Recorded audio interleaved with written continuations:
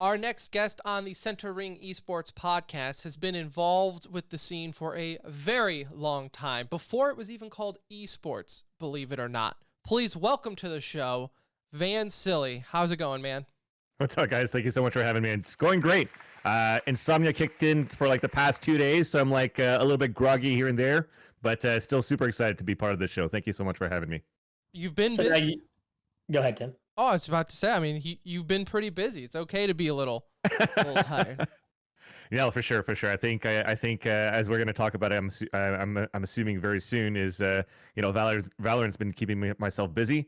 Not only just trying to follow the scene, but just trying to rank up as well, because I feel like to this day, even though I've been in the scene for such a long time for esports, you still have to prove yourself to the community. So I don't want people to go like, oh, shit caster, kick W, what a bad caster, you know? So I need to bring myself up to that diamond platform at least, and then hopefully hit immortal at some point.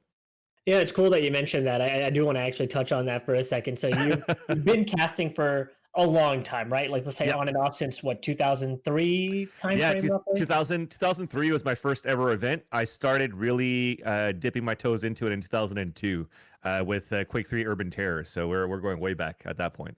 You know, so Tim and I both played Quake 3. Nice. I don't know what Urban Terror is. Okay.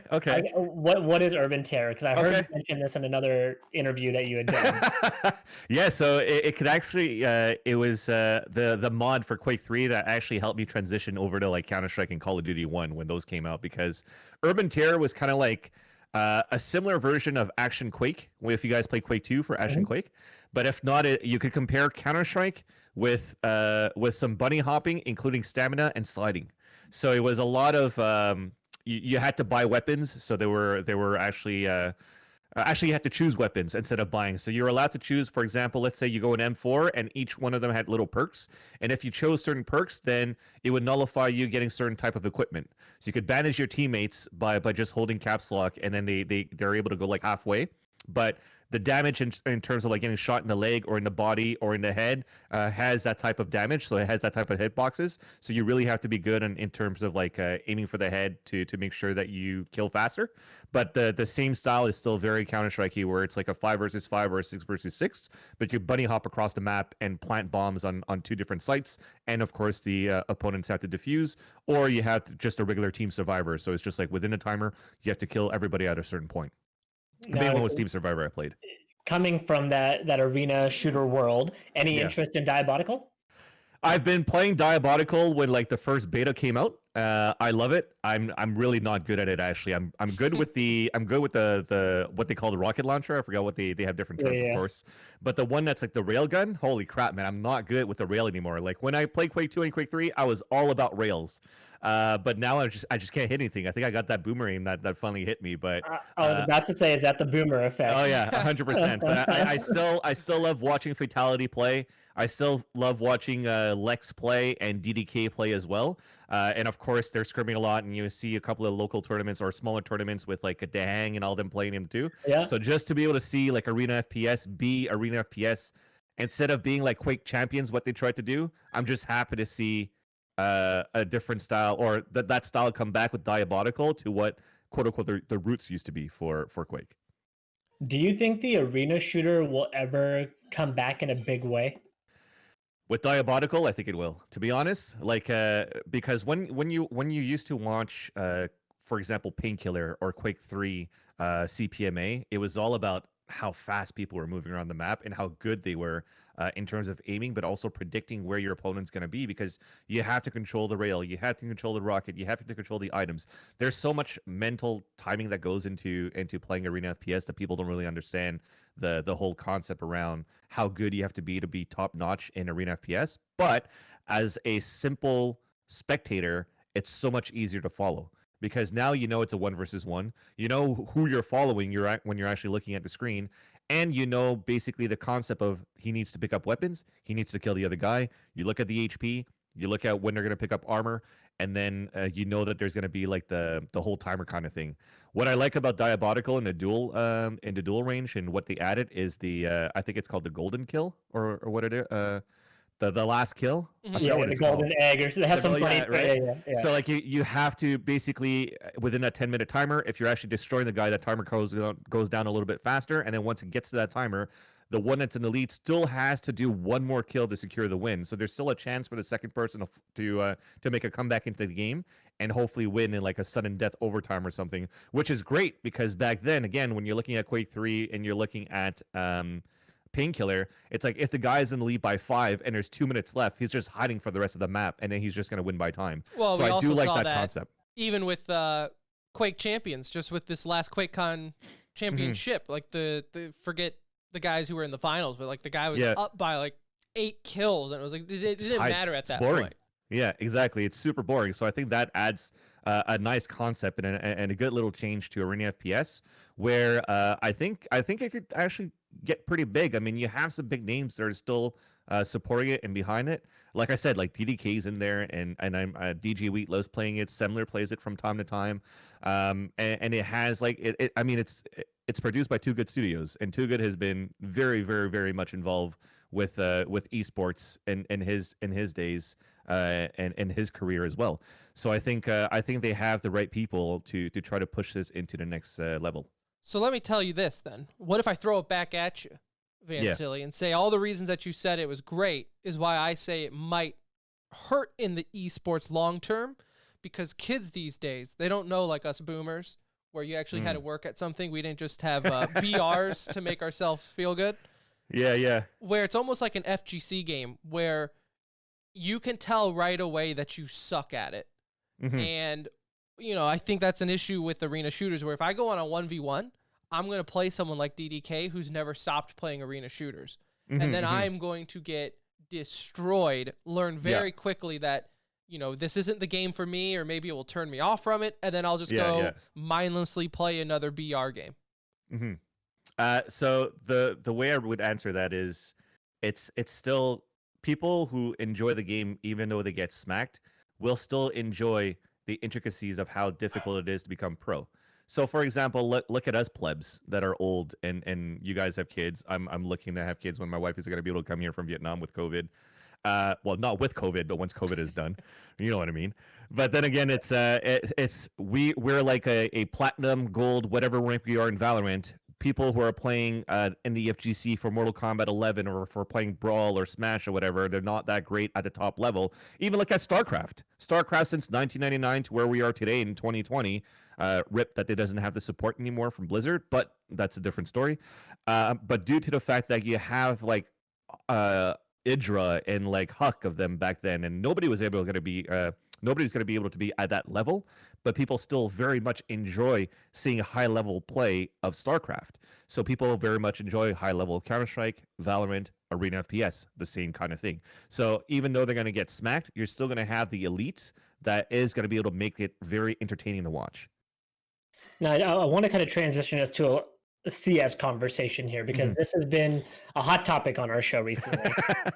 You know, with CS this year has been a little rough for Counter-Strike, just honestly speaking, right? Like, as much as I love Counter-Strike, I'll be the first to tell you this hasn't been our brightest year, right? I mean, obviously COVID has taken a stain and hit everybody. So that's, you know, outside of that, we have the coaching cheating bans going on right now. We have the MDL under investigation for match fixing. You know, there's a stream sniping investigation that they mentioned that's taking place right now. And we're losing some of the longtime legendary names in this scene, right? With MIBR breaking up, we lost VP pretty much last year. So it's kind of this new group of legends, and obviously Astral is just sitting on top of the throne right now. So I want to get your take, you know, to get around to my long-winded question here. I want to get your take on the state of CS. You know, where do you see Counter-Strike now? And where do you see it maybe a year, 2 years, you know, 3 years from now, when we start to kind of push the limits of an iteration for Counter-Strike, right? Because Counter-Strike's not one game from 1999. It's like 5 or 6 games, right? Want to get your take on kind of the state of CS, and somebody that's a longtime follower. What do you think about the scene right now? Yeah, I think definitely the biggest one for me, to be honest, like as much as we talk about what's going on with the MDL match fixing or the glitches with the observer bugs with the ESIC and stuff like that too, when we're getting some bans. I don't think that is such um, a big thorn to the side of the Counter-Strike scene or the Counter-Strike community. I think in general it's even better because we've already had. Let's talk about match fixing first. We've already had a clear example of what happened with match fixers back in the iBuyPower days, and they are banned from all majors and everything too. And then you see that now, like in let's say super pro level top tier one, it doesn't happen anymore. And the reason why MDL we see a lot of match fixing and stuff like that too, or there's a couple of players under investigation, is due to the fact that these players cannot grow into a scene that they could actually be a pro and play in a tier one scene anymore. And also the fact that I guess since last year, when you start to see like ESL Pro League or even Flashpoint trying to build their own leagues and sanction like organizations to buy into the league, then it doesn't give an opportunity for like a tier two event or tier two team like Triumph or like Mythic or something like that to give their moment of stardom if they're able to upset any of the top teams, because they don't really have those opportunities anymore. So I think now that you're stuck into like this second tier bubble of not being able to grow out of that unless you're like poached by one of the tier one organizations to actually go pro, then you have to find means and ways to like still justify your salary or your pro or wanting to continue to compete in Counter-Strike or just in general in esports. I think, right? If you don't have support for that tier 2, tier 3 area, people are going to start doing shady things, and it kind of slipped under the radar for the longest time until now finally people are investigating about it now too for match fixing. So it's like, look, how come you guys haven't learned your lesson from iBuyPower, and you're still going to continue this into the tier 2 scene with MDL? And I think with this though, if it's going to be very serious allegations and sanctions, I think it's just going to help maybe for the future generations that are going to get into the game. In terms of the coaching, I think it's very similar in terms of the consequences. Hopefully, that they're going to be a little bit major than what we see. Like even some of the coaches that got banned now, they're still getting picked up by organizations, which is kind of iffy. It's not the right example you want to kind of give. Forza, he's talking to you, Forza. Exactly. so it comes down to there's still a role that not only Valve has to do to help the community, because they don't help that much, period. Mhm. But with the little that they do, we still have to do a part on our end too, as organizations, as players, as fans, and we're not doing it right now. So maybe that's why it has such like a dark shadow over that overcasts what CS is all about. But I don't think it's going to be a game that's going to die or disappear. Like, I mean, you look at what's going on in terms of the debates on Twitter so far. It's like, guys, you guys don't like the game? Then fuck off. Sorry, I hope I could swear. But No, okay, you guys don't like the game? Please get out of our scene, get out of our community. The people that are staying are super passionate about this community as well, and we will continue without you. You don't want to be a part of this? Get out.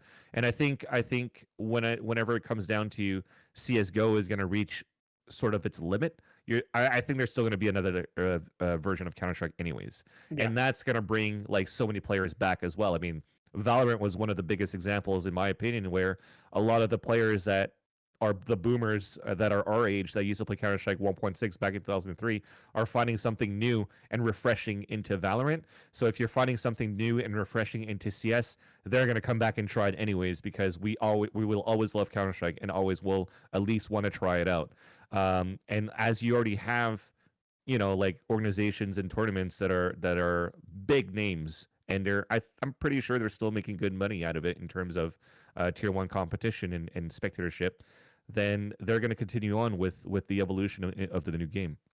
And sorry, just to tag on to one more thing, and I think the other one that I wanted to touch base was the COVID stuff too. So COVID definitely makes it hard for even North American organizations right now to have some sort of a fan base or get known or something like that too. I mean, the competition, they have to move and to a different country, which means to some of the players, it's a tough situation where they want to be. Like, should they go or not? We've seen the example with Obo with Complexity, but most of the teams now that are going into Europe to play, at least at that point, you still have that sort of bubble of competition that's still going to show some very high level competition where you still have representation of North America.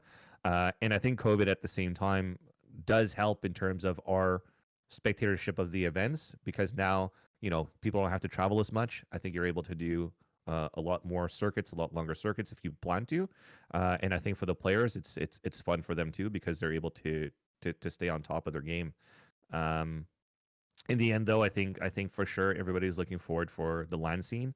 So we just want to make sure that we stay patient and go through this whole forecast of negativity that CSGO is going through right now. I think as soon as the COVID clears up, I think it clears up everything from like all the negativity that we see in social media and stuff like that as well. I think we're all going to be fucking happy, and esports going to continue to blow up. We just need to laugh at NA again. That's really what it is. Like pretty we much. just get international. I mean, look at it now. I mean, if you're looking at NA in CS:GO, it's like Furious fucking beating everybody right now, and it's like, how the hell do we beat Furia? We have no more NA teams that could beat Furia, so you're still laughing at NA. They can't even do well in NA anymore. So like, we're trying. I think ever since Cloud9 kind of like won that major, the Atlanta major, it like. We that couldn't was find the anything peak else of the roller coaster, right? Exactly. There. And it's kind of just shot down since then. And then you had like Liquid that was like, and then like then EG. Liquid was the second bump in that roller coaster, right? It doesn't get to the same peak. Yeah, but they were like ascending. Also. Exactly. Then you got EG. That's like the end of the roller coaster, so you're still hitting some sort of bump. It still tickles, but you're not giggling as much. As you're drop. catching them on the turn, right? Exactly. It's tough. I think NACS is the worry, right? I don't think Counter-Strike should be worried at all. Counter-Strike in its purest form is the same game it was 20 years ago, right? Yeah, so it's exactly. not, you're right, it's not going anywhere. In match fixing, you bring up IBP, it's happening in MDL for the same reason that it happened with IBP. Is money in tier 1 CS is nowhere near what it is today as it was when those guys chose to make the decision that they made. They both did it for money at the end of the day, right? Whether it's skins or betting, whatever, the motive was the same. I do have bigger long-term concerns for NA Counter-Strike, though. I think EU, CIS, those are great regions that continue to produce new talent often. But then when you have somebody like Tarek come out and say, whether he was joking or not, he comes out and says, NACS is dead. Definitely was. No, it has to be. He took a lot of heat for it, though, right? Of course. He said, hey, I didn't mean it like in the sense that it's truly dead. But it's taken a bigger hit. And the reason is Valorant, right? I mean, the whole tier 2 NA scene has shifted over and are now top, tier 1 competitors. The face of Valorant for NA, Wardell, sitting over there laughing at what he was doing in Counter-Strike on Ghost Gaming, has now become the face of one of the fastest growing esports, And so from the NA scene, what is the fix? Do you think it's just going to become a passion again for people to, hey, maybe Valorant didn't work out, so I try my hand at Counter-Strike again? Or do you know more about the tier 2 scene or tier 3 even, where it's like, well, there are people in grooming that will get there eventually. We're just a little further behind. I think so. I mean, look at how CS:GO is now, and when Tarek is where he is today with EG he wasn't going to be there 10 years ago when we were playing. Like, people are going to retire. There's new blood that's going to come in anyways. There's new prodigies that are coming in as well. And that's where you see like a lot of up and coming players still in the CS scene. I think first off, to address the whole social media or the whole tweet that he did, I think it's just social media, man. Like people take trolls so seriously. The biggest example, in my personal opinion, like in my personal experience even, was when I did the joke about Yoli noobs with Smiths at Northern Arena. And how the fuck did that blow up, right? Like, it's like, for me, it was just a joke. And like the context of it was, I actually was doing okay, so I'll give you guys some context and try to clear the air of that thing too, because of course there's no bad blood between Smiths and I reached out to him as well for sure, and the same thing, for example, happened with Brax before when I joked around. I was like, holy shit, Brax is wearing his headphones over his toque. He's cheating. He could hear the casters. That's because just everybody says that, so you're just saying it as a joke and like people take it the wrong way. So those kinds of things, that the context for Smiths was this whole thread that he had. I don't know if you guys read that in the past. It was like everybody was critiquing Smiths, and then at some point, I think he said, "Yoli noobs." There's a reason why. It's because like I'm a supporter. I'm calling, and then I'm like supporting the team for Flash and stuff like that too. There's so much more that's going on within CS. Blah blah blah blah. Right. So it becomes pretty much like a copy pasta. So then during that cast, I was hoping for a round where I could see Smith like fucking pop off, like get like a 4K, and I could be like, "Yo, they noobs!" But it's like they're already losing. Optic's about to win. I still wanted to throw it in somewhere, and it was just the context of him whiffing like 3 shots of like an op on Dust 2 A ramp, and I'm just like, "Yo, they noobs!" But then that plus the whole segment that one of my colleagues did with the whole Kappa phase talking about how Smith was good and stuff like that too. I think that kind of like started blowing up the whole scene in that sense on Twitter, and everybody started coming out with pitchforks. But for me, at the end of the day, it was just like a small little fun jab that I just wanted to give to Smith, but just like as a troll in general, but not necessarily to like cancel Not culture. beating him down. Yeah, exactly, sure. exactly. So then it's just a social media thing. So that to address what Tarek said, I'm pretty sure it's in that same context, and then people are just taking it in the wrong way. When it comes down to, I guess, to continue Anuj with what you were saying with what could be the remedy for CS in the future and stuff like that too. I think right now it's not due to the fact that people are switching to Valorant or people are trying different games or people are just tired. I think it's just, again, literally COVID and also due to the fact that there's no not necessarily no growth, but the chances of getting at a pro level for somebody that's aspiring to get to their pro level is a lot more difficult in 2020, 2021. Take COVID aside, like just how the format is for these leagues now, it's just difficult for a team as an organization to move forward and be a tier 1 organization. You have to be like one of those that are just going to be like the farming teams and sell out contracts so that tier 2 organization kind of survives, while the player will finally strive into playing into like a Cloud9 or a Gen G or a TSM. Well, I'm saying Valorant teams, but whatever. You guys know what I mean. Yeah. But to get into their tier 1 scene, to be able to actually, make a career out of pro gaming. So I think COVID, due to the fact that you can't even travel at all, eliminates the fact that you're having like these dream hacks and these tours where you have like these stops that always used to happen in like at least Montreal or like Texas and or whatnot, and then in Europe, so you have like this circuit going on.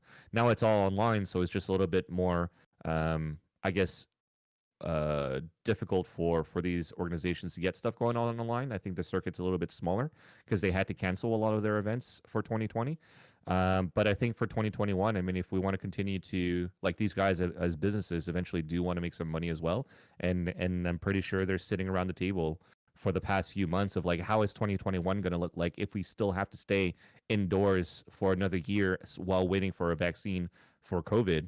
Then I think they're going to come up with a plan that's actually going to help revive the competition for different regions. And I think that's why, like, for example, Valorant, it's going pretty okay because you have set tournaments for set regions. So NA has theirs, Europe has theirs, Asia has theirs, and I don't think that we have that right now in CS. I haven't had a chance to fully follow it every single day. They're breaking down all the tournaments regionally now, right? So what were once considered worldwide events have been basically broken down by region, right? Whether it's like the Katowice's, Cologne's, not those in particular, but any of those large scale tournaments have separated by region. I think where Valorant has that little bit of a leg up right now is each region is fairly deep, right? Because of the number of teams competing. And we really haven't truly broken down tier 1 versus tier 2. There's so many teams in the mix in any given event, right? Moon, Raccoons, and you name it, right? There's a bunch of teams that can compete at a high level. Where Counter-Strike, if it's not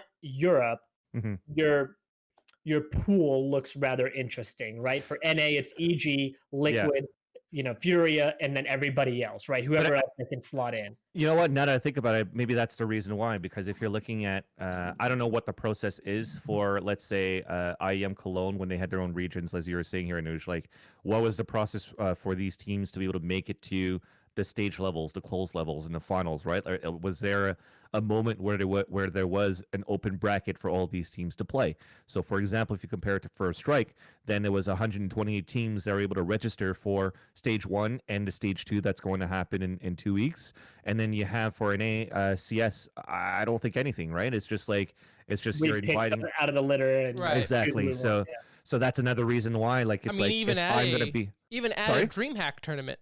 Right? Yeah. Say DreamHack Dallas. We go to it every year, and we always compete in the CS tournament. Not a big deal, Vansilli, but we do compete in those tournaments. Sidetrack real quick. One time at DreamHack Austin, we got to the top 4 of the tournament, and we were fucking feeling it. We were, I mean, just strutting it up and down the convention center. Top 4, we were, our shots were hitting. And then DreamHack comes and taps us on our shoulders and like, hey, are you guys the center ring? And we're like, yeah. And they're like, yeah, you're playing in like a wrong tournament. We canceled that one and redid it. And we were like, oh, rip. So it was like all the leftovers, and then we realized why everybody was so bad. We're like, man, we're like really good. We're like 35 years old, and we're destroying these kids. It's like, yeah, you're playing in a tournament with like the leftovers right now. That's amazing. So yeah, we're gonna need to reset. My point to that though is even at those tournaments where you do have like the lower tier or just free agent teams, there's no way to say you even win the DreamHack event. There's no filter system up to say you can play with the pros at the next event or whatever. That's it. Right. So First Strike, everybody gets to play. Like 128 teams, even the pros have to play. There's 0 invites. So I think that could maybe be one good recipe to test out. It doesn't necessarily have to be like a Blast or a Flashpoint or an ESL Pro League to like try it out. But I think. Well, I mean, I think they should because they're the ones that have the money right now in terms of the CS scene. But if they have a chance to be like, hey, we want to try to find like who's the next up and coming team and like put them into the circuit or put them into the Pro League, for example, right? And I think that'll be kind of fun to experiment. But I don't know what's going on, to be honest, in their conversations of how they want to continue to push CS in 2021. Or how the circuits would look if we stay with COVID and we're staying within this pandemic where we can't travel. I'm sure it has to go by region, and then they're going to look for something for a good solution for that. Nonetheless, all that to say, I think NA definitely is here to stay for definitely Counter-Strike, and the whole debates that have been going on for like the past week or two as well, to be like, is it Valorant or is it CS? People leave CS to go die in Valorant, or it's like people leave retire from CS to just be washed up in Valorant. Like, who cares, man? Like, people just enjoy. Exactly. You enjoy a game, you're playing the game. Like, let us play whatever game we want to play. Like, the whole debate was always around Valorant and CS, but look at how many Overwatch players went over to Valorant and vice versa, and how many players are like, oh, you know what, I prefer to go back to PUBG, for example, like High Grounds, like Vegas or something. And some Fortnite players are coming to Valorant too. It's just people are playing different games. And before all of these players that are bitching about Counter-Strike, what would they play if Counter-Strike wasn't around? They'll probably play a different game too. It's like, we're all gamers in the end, man. We just want to try and dabble into different things. We have choices now, right? Like maybe that's what was different like 15 years ago is, Counter-Strike was everything because it literally was everything. There weren't many other games to play that gave you the same feel or intensity of a 5v5 shooter like Counter-Strike did. Not even Call of Duty and things. They were just very different in the way they were. Stop gatekeeping. Yeah. Stop gatekeeping and let us enjoy. Like, be welcoming of anybody that wants to join. I mean, if they're playing your game, you should be happy, right? Exactly. And no one's forcing anyone to watch anything. That's the beauty of esports, is the content is available for free anywhere you go. So pick what you like, stick with it, and go on, I do want to, before we transition to Valorant, I want to ask you one more thing about Counter-Strike, because I was talking to Gaben the other day. We're close. We were texting back and forth, and me and my boy Gaben were talking about, like, what can we do for Counter-Strike, right? So I know he's listening right now. I want to know, what do you want to see from a game standpoint, whether it's updates, whether it's introducing new maps, whether it's changing the format. What would you like to see from Counter-Strike to maybe just give it like a little bit of a makeover, right? To make it feel a little fresh in a time where you have a lot of competition. So I will let you have the floor, but I want you to talk directly to Gaben and tell him what you would like to see changed or added or not changed. Honestly, Gaben, I've actually enjoyed how the game has been ever since it came out for CSGO. I think ever since the money system switching from MR12 to MR15, and the guns that you have currently, I think are pretty good anyways too. I don't think that, there was a time where we were trying to tweak every single weapon to make sure that every weapon was viable. But when you were playing Counter-Strike 1.5 or 1.6, it was always like, we're going to buy a deagle if we're going to save.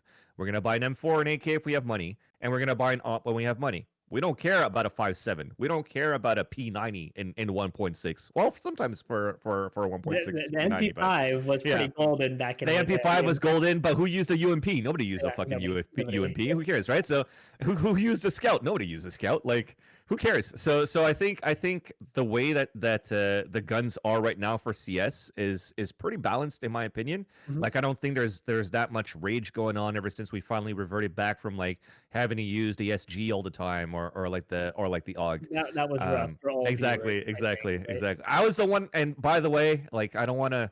Nah, people were saying like it's like Elige that discovered it and like Kerrigan that discovered it, where like Scope, AUG, and like SG was the best. Bro, I was using that shit in fucking Pugs and ESCA all the time, and I was like, you know what? I'm not a big name anymore. Nobody's gonna listen to this shit. But I was the one that Wasn't discovered it it first. Floorball on 3D that used to use the AUG all the time? Like, I mean, it's been around forever, guys. Oh yeah, It exactly. goes through its versions, you know? Exactly. So I think the game is great the way it is. But I think maps would definitely help in the CS community because when you're so limited of what you could change within the game, people talk about how the skill ceiling for CS mechanically is infinite, and I do agree with that. I believe that quite strongly and quite fondly. When it comes to set strategies and stuff like that too, I mean, there are some small variations you can have, but it does get pretty stale at some point too. You could pretty much cast with your eyes closed if you've watched Navi in the whole circuit, right? Yeah, yeah.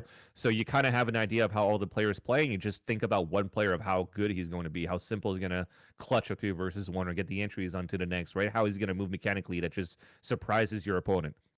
So I think now if you want to try to like refreshen the strategies of the books and the strat books for some of the teams, I think it's definitely looking back at maps, right? I think how many times we're trying to say like, hey, let's try to bring back Cobble, let's try to bring back this one, let's try to bring back CPL Mill, Tuscan, stuff like that. Fire, like you could revamp the old There's a maps. And lot. bring it. There's a lot out Exactly, there. exactly. You could definitely revamp the older maps to come back, but I mean, look at how well not Volcano anymore, but when FM Pone and Volcano came out with Cash, like they were working on other maps as well for CS:GO. I think what was Sub-Zero, I think, was one of yeah, them. Sub Zero is one of them. I think another one was called Kingdom or something. I can't remember Yeah. exactly what Is it the Santorini, I think, was it? yeah, right. And I don't then know. the community ones like Yeah, Anubis and stuff like and Swamp yeah. and stuff. People like enjoy playing those new maps.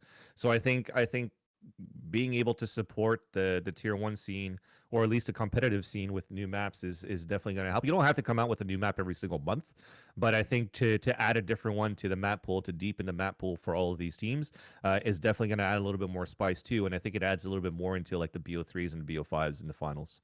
So my number one thing, maps. My number two things, probably nothing else. I really like Counter-Strike the way it is. Yeah, I know. I agree wholeheartedly. I think maps is the biggest thing for me. Getting cash into the map pool, I think, should be done yesterday. I mean, it's Yeah, been there for quite some time, just sitting exactly. there and waiting. Yeah, Cobble brought us so many. I mean, you think of iconic Cobble plays, right? You start to think of Navi, Virtus yeah, Pro, man. like some of those Virtus like Pro, really crazy matches Desato that Kiss took place. Call. Yeah, Snacks is here. Snacks is hungry, and here's the Big he's in the Apple. Big Apple. Yeah, yeah, yeah. His Exactly, man. little That kind of 4K stuff, man. pistol round. Yeah, like so. I Yeah, agree. I think maps for Counter Strike would really be the perfect thing. Outside of that, maybe fix matchmaking in the game. I love yeah. Valorant matchmaking. Hmm. For me as a casual fan, I know for Tim, I could probably speak for him on this. We have gravitated to Valorant because we feel like there's the ability to grind and see Hmm. my improvement. Where in Yeah. Counter Strike, the way the ranks work internally, or it feels kind of jacked up at this point. Like it needs a restart almost. You know what? I actually am a little bit iffy about how the ranking system is for Valorant now because of how small the threshold is. So right now I'm a plat 3. All right. Okay. So October 29th, 2020, I'm plat 3. I don't have many friends that are in that range to play with. So you do a lot of solo queues. Yeah. And solo queues, oh my god, is like the bane of my existence from time to time. Mhm. It's like, or you're super lucky and you have the best team ever. And when I'm talking about best team, I'm just talking about like non-toxic people that communicate, and then people that call out strats or like what plays are going to do and Smurfs or work as throwers are also a exactly. big part of this. Well, that's the other thing. So, or you're lucky to get those, but the majority of the time, you just have a couple of guys like, holy crap, you're plat 3, you're plat 3 now, you're plat 2 before, you're playing like shit. Look at your 6 and 20. Like there's just so much toxicity in terms of solo queuing in Valorant right now, and I don't know how it is in CS:GO today because I've been matchmake before in a while, but like misogynistic comments as soon as a woman wants to calm with the team, and then it doesn't become a ranked game anymore because they're just gonna start drooling and be like, oh hey baby here and there. It's like, fuck guys, like grow the fuck up, one. And then two, it's just like I wish we had more of like a positive community in terms of like, people play ranked because they want to try to get better. But if people fail, let's not bash them for it. It just makes it worse. So I think because of that, it's just hard for me to play rank on my own. And I have to make a Smurf account, and did on purpose to rank like a silver 3, gold 1, so I can play with my other friends that are around that rank, right? So it's and then now you're sweating in that rank, but you're like, I don't want to rank up this account. I want to rank up my main account. Yeah, so we've actually talked about that. Exactly, man. Holy shit! And we talked about that too. Is where like before it was like a 6 rank range, right? Which was crazy. Like you could be gold 3, whatever, playing with like a bronze 1, and you're like, oh my, this is rough. Like this bronze 1 guy is terrible, right? But at the same time, like you said though, I felt like that minimized people making alt accounts just to play with their bronze 3 friend or whatever. It makes it sucky for people that are low level too, because now suddenly they're just playing against a godlike player that's usually an immortal 3 or like an immortal 1, and he's just like wiping off the map and the server with like dropping 30 bombs and 40 bombs, and people are like, oh, well. Flying overhead with jet, and you don't know where to look. And all they want to do is play with their friend. So it's it's not even like they're just being big jerks. It's like, it's my buddy. Like I just want to play. It's Friday night. I don't want to play with a buddy.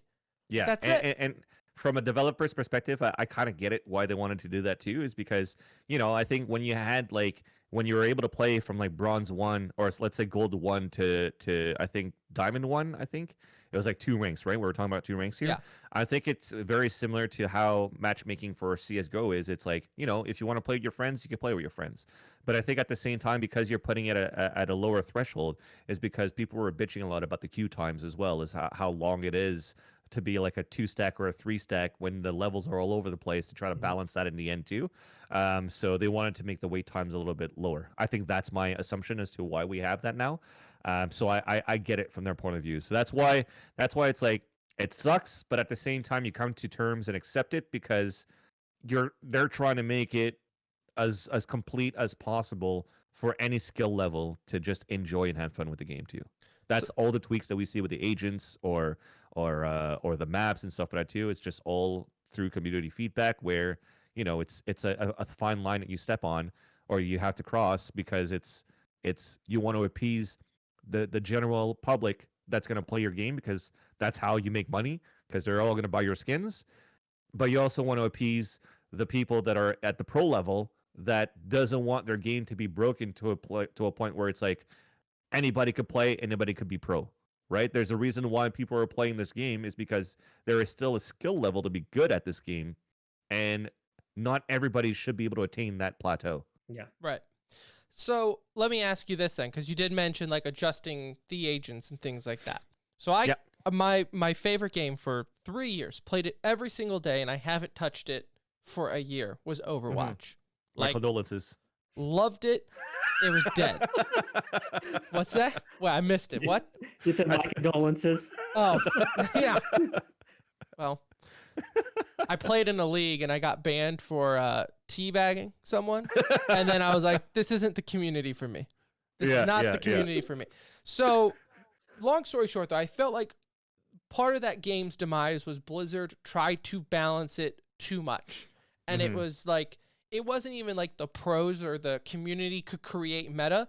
It was Blizzard was creating the meta with their blatant, obvious balance updates, right?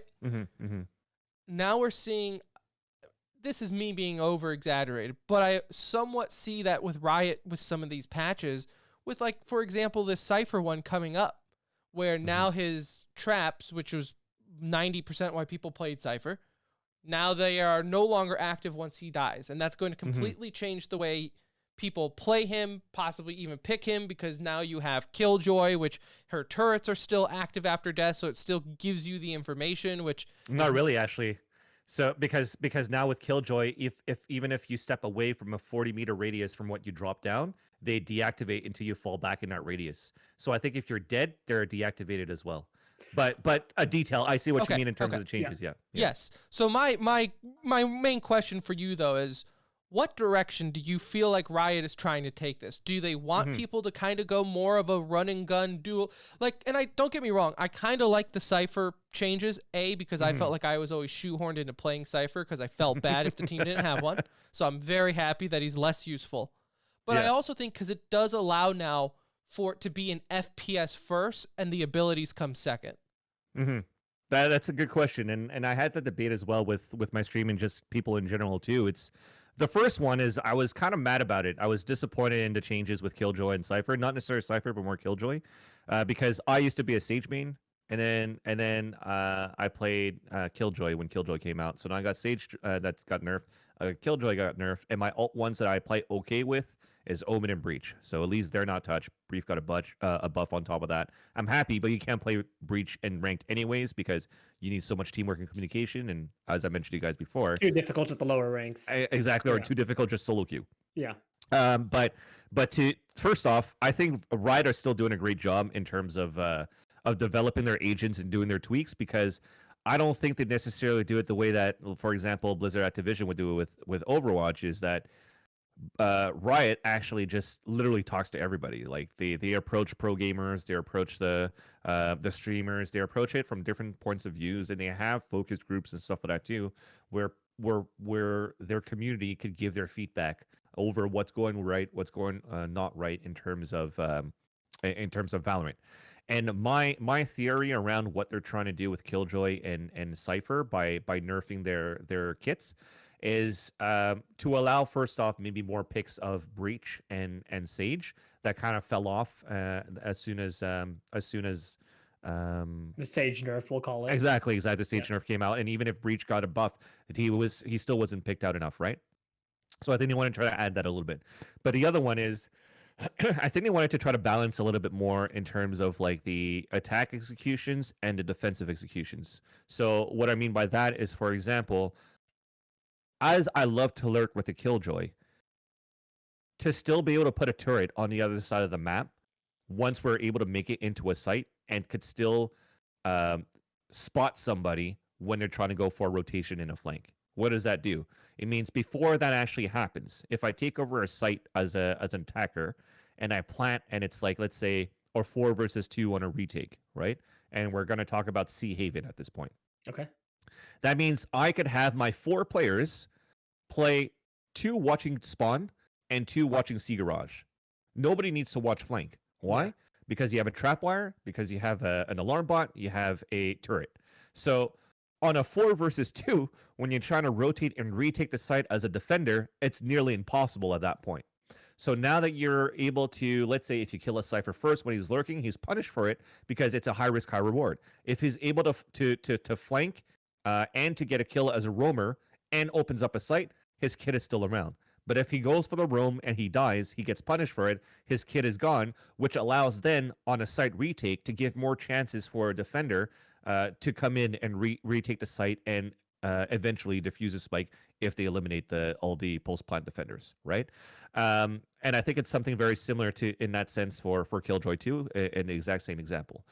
So I think for that, you need a little bit more in terms of like how to move in as a team and making sure that somebody's watching flank, and you eliminate numbers of stacking watching at a certain angle where you're forcing somebody to stay back and watch flanks, where you could actually have that 1 versus 1 storyline on the flank and then that 2 versus 2 storyline on the main spawn rotating on the C side.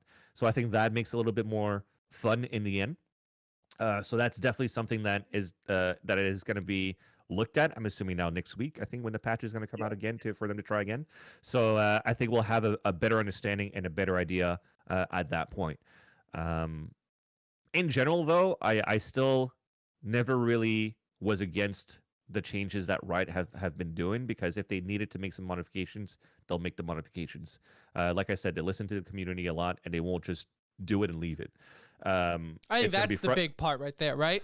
Is they can recognize that they made an oops. Where most developers, I won't point any fingers, Blizzard, they would put in a patch, everyone would be like, this sucks. And they were like, well, that's it. We'll see you in 3 months when we do the next big update. Exactly. We got to do it no matter what. We got to adjust with it no matter what. I think the only thing that's a little bit iffy right now with Riot, with what they're doing with patches, is the timing of their releases.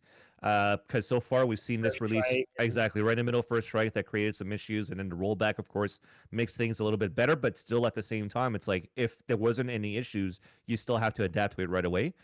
So there's no playtest server or tournament server where you could just play the current patch until the next tournament comes out. Yep. And I think it was the same example with Killjoy too. Killjoy came out like a week before the Phase Invitational, Yeah. and then the They had mollies to were ban so her for exactly. the first event because Exactly, exactly, because her mollies were too OP. So, and I think banning her for 2 weeks, but still allowing her in ranks, allow for them to collect the data on how that agent is being played, how much she's being picked, and it's very similar to probably what's happening with Sky now. Sky is going to come out.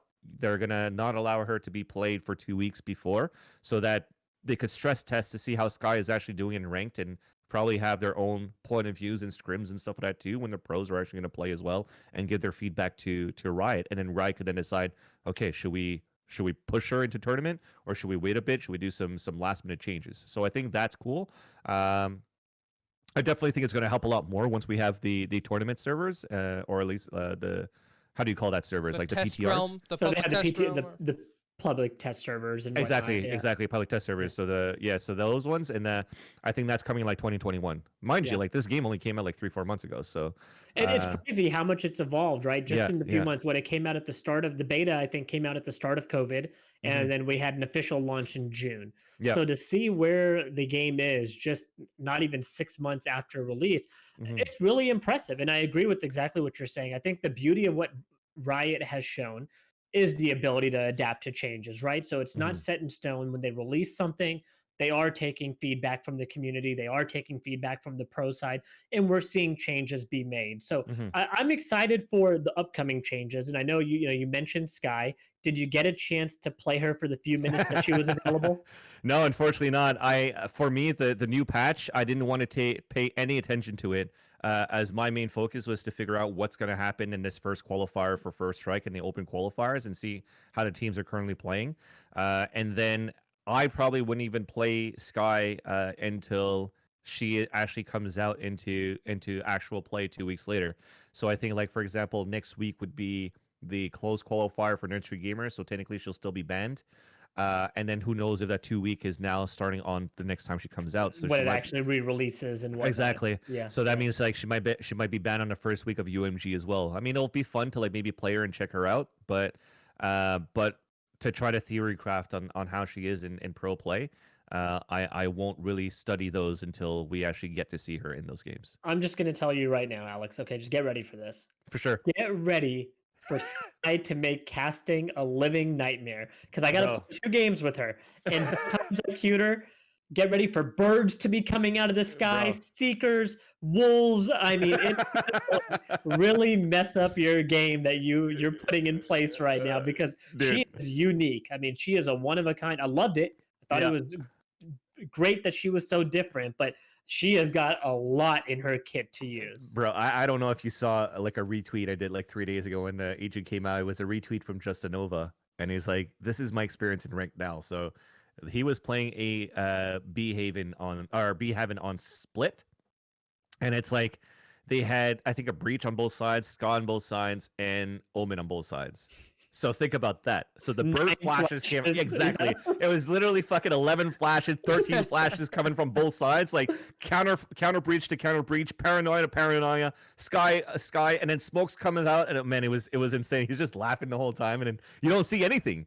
So it's like, and that's the other thing. It's like, now are we trying to come out with too many flashes for like, because people were bitching in the beta times saying like, oh, there's not enough flashes, there's not enough utilities for us to try to execute, not enough smokes here and there, blah, blah, blah. Now we have too many of it. Let me tell you what, though. It doesn't fucking matter, because people don't give a shit about smokes or flashes in Valorant. Put a smoke down, walk through it. Flash you, they push forward. Like, they don't care. Hell yeah, no, for sure. And I think, like, you put a smoke down in Counter-Strike, you might as well have put a wall up, because no one's walking through that smoke. A smoke in Valorant, people are like, whatever, just run through it. No, when the game first came out, I think people did think about it as a Counter-Strike smoke. As soon as you put a Brim smoke down, because people were playing a lot of Brim more than Omen, of course, because his paranoia wasn't buffed yet, so everybody was still using Breach. and breach, the smoke is a lot thicker. And you kind of the idea was like, oh, we can't really run through it because versus Counter-Strike you could still go through it because you could pop flash yourself like a Stewie 2K style and get into a site and try to get kills. So you could do like a very selfish one way play that could result into a high reward for the team. When you're playing Valorant, if the brimstone smoke came down and your flashes were all dead, you can't really do anything. So you actually did have to wait. Unless you run out for like a trade or something like that too, and now that Omen is picked a lot more, because in that little dome you could kind of like fight in that. People do want to push into that. Exactly. So I think it's just the way that how you really wanted to try to adapt or play against your the type of agent, right? So if it's going to be like a brimstone that comes back, I don't think people play into that smoke a lot. Like think about a cloudburst. When Jet throws a cloudburst into a site, the one that plays into the smoke, I don't think often runs through it as much as you kind of would trying to run through an Omen smoke, right? Because it's there's less haziness in an Omen dark cover, so it allows you to just try to find the right timing to go through the smoke and try to go for a jiggle peek. So in the end, like I do believe that the smokes are okay, but the flashes right now I think I don't want to jump to that conclusion yet because we haven't really had a chance to see it with Sky yet, right? So I think when Sky comes out, what type of agents are going to start picking and stuff like that too, what type of composition is going to come out. But already when you're having tweets from like Scream and from other players having like six breach flashes going back and forth on long B of bind, then now you're going to be able to add a lot more flashes into the compositions, especially as you mentioned before, Tim, if you're actually going to remove if the pick rate of ciphers and killjoy is going to go down, possibly where people kind of want to go like a triple duelist. Like I could even imagine now like a triple duelist, breach, and a omen. So you have no really sentinel kits. Then you're going to start seeing more bloodbaths for sure, but also there's a possibility that you're going to see a lot more flashes in sites too. And if that's going to become ridiculous, then I'm sure it's going to be approached and tweaked as we go. I'm sure they have a general meta of what they want the game to play out like, right? They're not going to ever want it to be where no sentinels are ever picked, right? Or that's right. People are just picking one duelist. And so I would expect to see that continue to evolve and get to a comfortable place. But I am excited for just having another character, having another map. Like these are all things that the community wants. There are always that group that's going to be out there and bitch about it right away, right when it comes out. But like we've seen 10 minutes of gameplay of Sky, so everybody kind of needs to chill a little bit. Yeah, exactly. See what it's like. Let's see how they adjust, and if it's not there, we'll figure that out. One thing I do want to touch on, because I know we're getting close to the end of our time here. I do want to talk about First Strike. So let us know, you are going to be casting in First Strike, right? Is this correct? Well, not the grand finals. I haven't had news on the grand finals yet. I haven't had that conversation yet. I'll put the call in. Go ahead. Yeah, thank you. I appreciate it. But at least for sure, I know that I'm going to be doing the finals of the First Strike Open qualifier tomorrow. Okay. And then for the close qualifiers and the UMG ones, I still need to hopefully have that conversation with them to see if I could get picked. So right now, in terms of like casting talent for Valorant, it's very still last minute in terms of what's your next event, right? Even if the event's next weekend, you might not know until like 3 days before. So it's very cutthroat right now. You still have to battle versus a lot of very, very good talent that we currently have in Valorant in terms of casters. But hopefully we hope for the best. But if not, at the same time, I've always been this type of way too. It's like if I don't get picked, I don't think I would be pissed about it, because if I get picked over, or if somebody gets picked over me, it's because they deserve it as well, and it's because they worked at it harder than I did. And to that, I mean, like, more power to them, and I'll just be watching as a spectator and try to figure out what I need to do in terms of my craft as a caster to be able to be picked next time. So how do I improve myself? just like the players are making the switch over from Counter-Strike, we're seeing that in the talent side also, not just necessarily Correct. making the switch, but it's new. We all believe it's one of the next big esports. It doesn't mean it Hmm. has to be number one, but it's going to be a big esport. So I think it makes sense for a lot of the talent to Yeah. give it a shot and see what's out there. And so just touching on First Strike briefly here, Yep. Yep. what are so far we've seen, I wouldn't say we've seen major upsets. Like I think the teams that we all thought would advance to a particular stage have kind of lined up that way. Hmm. Obviously, Hmm. Sentinels falling to Gen G 2-0 would be considered a big upset, but I was Hmm. really hoping for some of those like teams ranked 115 to 128 made like a power play move, and we Hmm. didn't necessarily see that. But what Hmm. have you taken away from First Strike so far, whether that's good, bad, and ugly? So far, man, I think what I really like about First Strike, and again the open bracket, the open qualifier, it gave a chance for a lot of the tier 2 teams to get their names out there. When you're trying to look at maybe who made it to the top 16, it's pretty much the who we intended to move forward, with the exception, of course, some of the matches I'm thinking about. Immortals and NRG, for example, right? I think that could be some of the matches that, we kind of wish they made it to the top 16, but just because of how they were placed within the bracket, they had to face off against each other quite early. So Complexity versus NRG, I'm looking at the bracket right now. So Complexity versus NRG got knocked out, so they couldn't make it forward. But I think what I did like was Cloud9 White, right? Cloud9 White for me were one of the teams, the women's team that I was been following. I have been following for quite a bit since the beta days, and to see that they're able to do quite well, Top 32, actually. man, that's Yeah, great. man. Yeah, and not only that, it's like the team that they lost to, that got eliminated, which is like the Slimy slimy, boys, yeah, the slimy boogermans. So they actually lost to that team like 10-13, yeah. and slimy boogermen were still able to beat. I think it was Space Station. No, not Space Station Gaming. Sorry, I think it's Built by Gamers, right? Let me It was just try built to. by gamers. They beat them Yeah, right. 2-1. Yeah. Yeah, so if you look back into that bracket, they're able to beat Built by Gamers 2-1. So like, and I know that Built by Gamers, they just came out with a new roster and everything too, but like Cloud9 White probably could have had a very good chance to beat Built by Gamers as well. So I really like, although it's just top 32 and it didn't make it to the top 16, I still like how good they've played when we got to watch their matches. For everything else though, like FaZe Clan not making it, or NRG not making it, Rise not making it, Nbox not making it on a 2-0. I think that one I still haven't had a chance to look at that demo, but or the VODs, but from what I heard, it was a 11-1 half for Nbox on Haven, and they still lost 13-11. So Yeah, I just pulled it up. You're right. There was yeah, 11-1 half, and then LG swept them on the exactly. back end. So that would have been probably some of the stuff that would have been like a match that I am definitely going to watch the VOD to see what the hell happened there.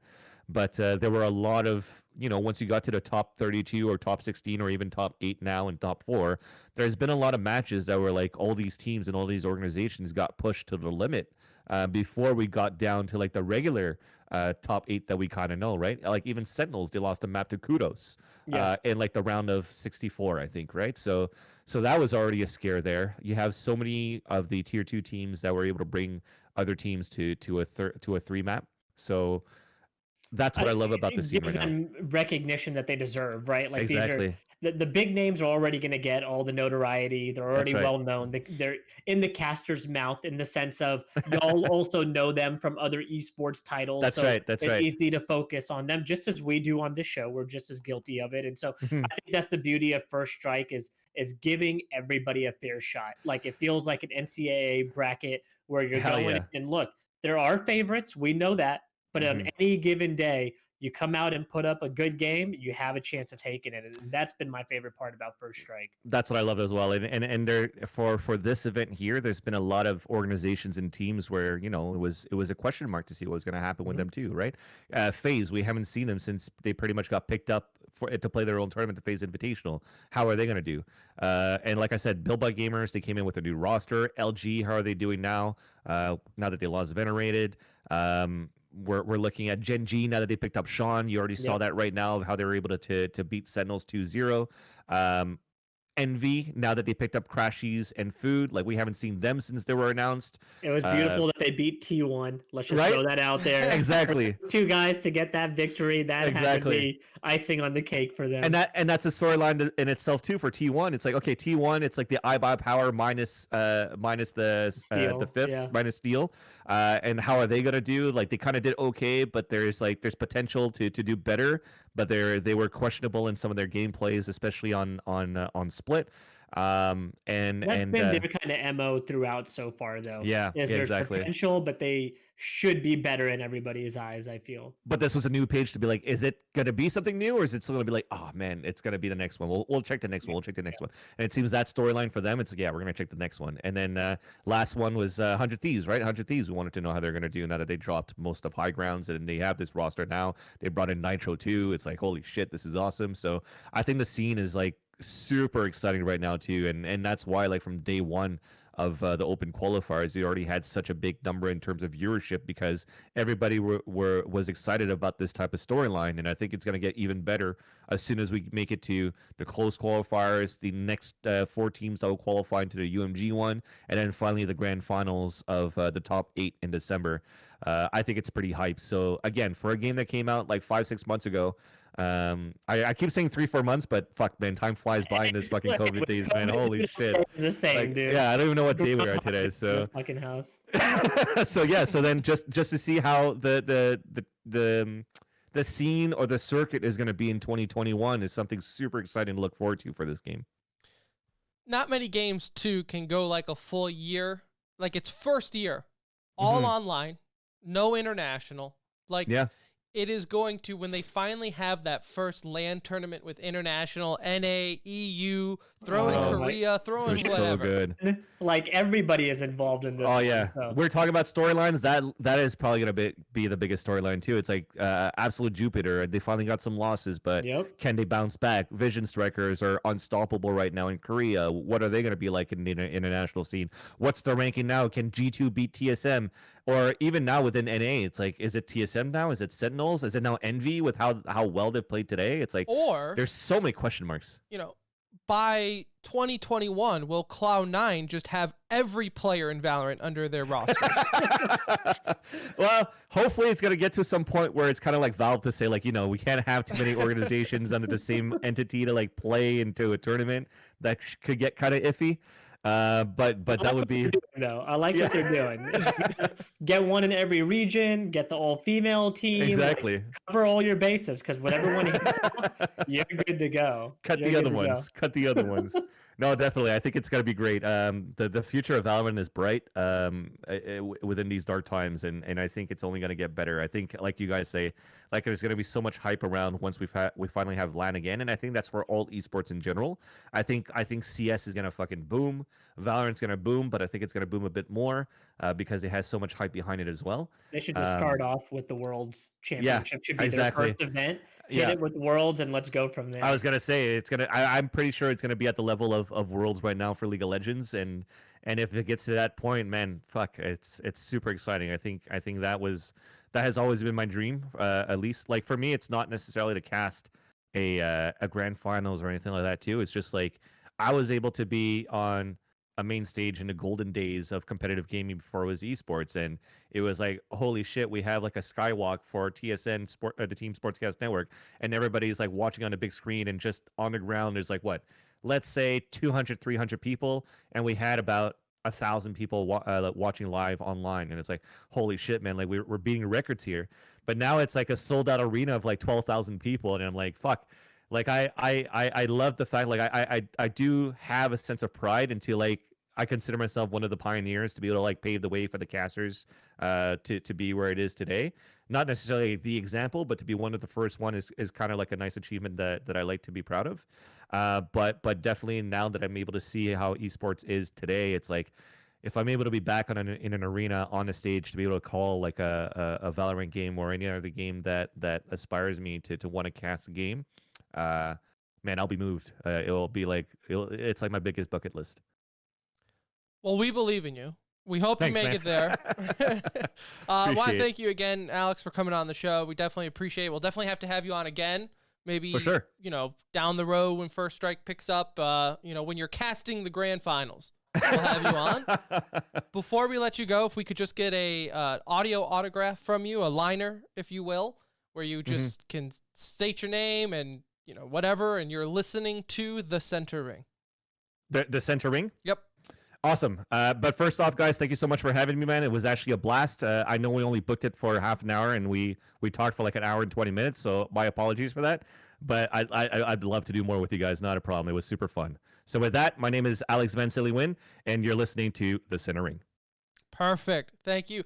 And also, Alex, you're a special occasion because you get to have a real TCR experience as a Nuge forgot to unmute his mic. I'm sorry? A Nuge forgets to unmute his mic all the time. When you have a crying 4-month-old in the background, I got to be cautious that it's not coming through when I'm talking. So I'm like actively muting and waiting for people to stop talking. No, but in all seriousness, thank you very much, dude. It was really a pleasure to have you on. We've followed your career for a long time, so it's been great to get a chance to finally get to speak with you. And man, it was really wonderful. I love the insight, and we look forward to doing this again. For sure. Appreciate it, guys. Thanks so much,